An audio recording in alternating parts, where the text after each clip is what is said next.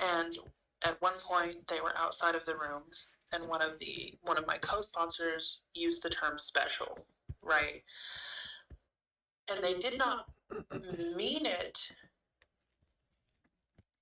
intentionally to state the terminology that it is often used with people of varying intellectual needs or developmental needs.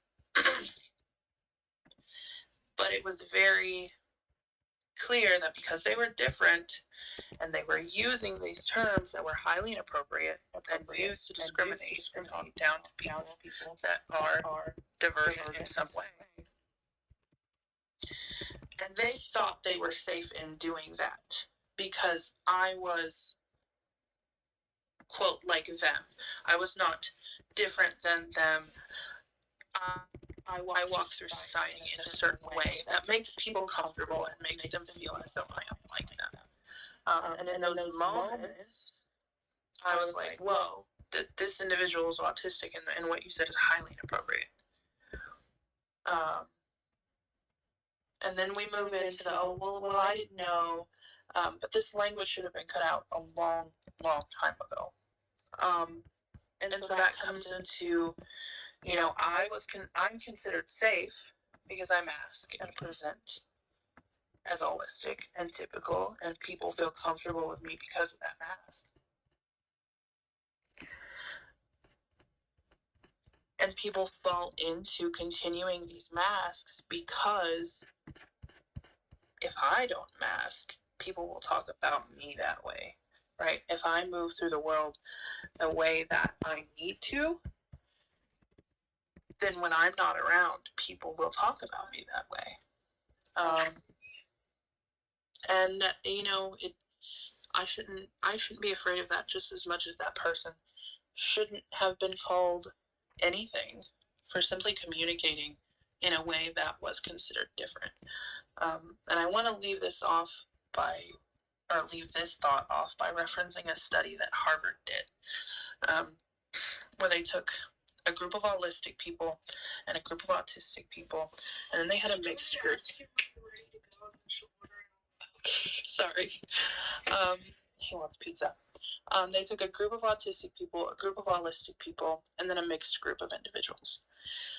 And they played the whisper game, right? Where you whisper in each other's ears, and it goes around the circle, and then you have to see when it gets to the last person how standard the message is, like how close it is to the initial person.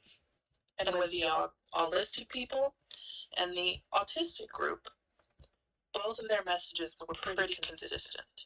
But when you looked at the group that was mixed with autistic and autistic individuals, then the message was completely messed up, right? So the communication is not problematic. The communication skill is not lacking from autistic individuals. We communicate better with our own neurotype, and that's okay.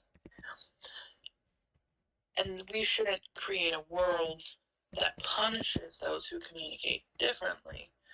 We have to find ways to bridge the communication gap, because we are not deficit, we are different, but different isn't less than.